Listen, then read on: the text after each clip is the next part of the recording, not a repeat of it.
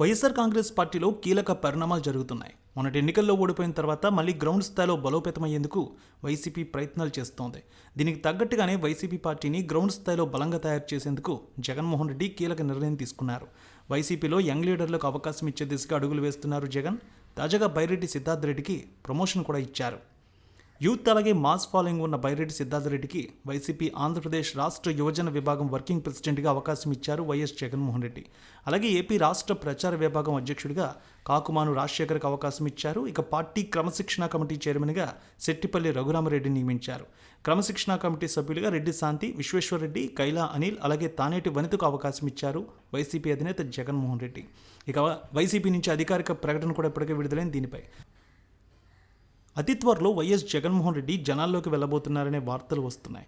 ఆయన జిల్లా పర్యటన కూడా సిద్ధమవుతూ ఉన్నారు. ఇప్పటికే దీనికి సంబంధించినటువంటి రూట్ మ్యాప్ కూడా ఖరారు చేస్తున్నారు.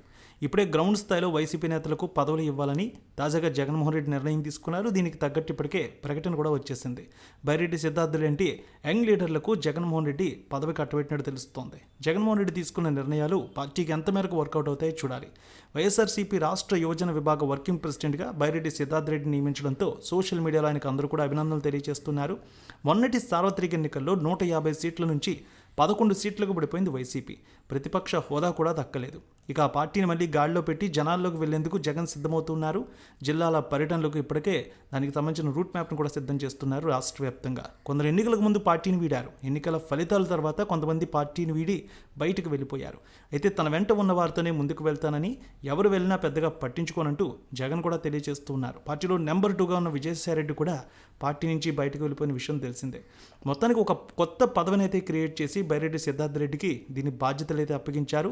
ఇక రాయలసీమలోని నంద్యాల జిల్లా నందికొట్కూరు నియోజకవర్గ సమన్వయకర్తగా ఉన్నారు బైరెడ్డి సిద్ధార్థ రెడ్డి. తాడేపల్లిలోని పార్టీ కేంద్ర కార్యాలయం తాజాగా ఒక అధికారిక ప్రకటన ద్వారా విడుదల చేసింది. వైసీపీ అధికారంలో ఉండగా ఏపీ క్రీడా ప్రాధికార సంస్థ శాప్ చైర్మన్గా సిద్ధార్థ రెడ్డి పనిచేసిన విషయం తెలిసిందే. మొత్తానికి జగన్మోహన్ రెడ్డి కొత్త నిర్ణయం, ఈ కొత్త పదవి క్రియేట్ చేయడంతో యువ నాయకుల్లో జోష్ అయితే నింపారని చెప్పాలి.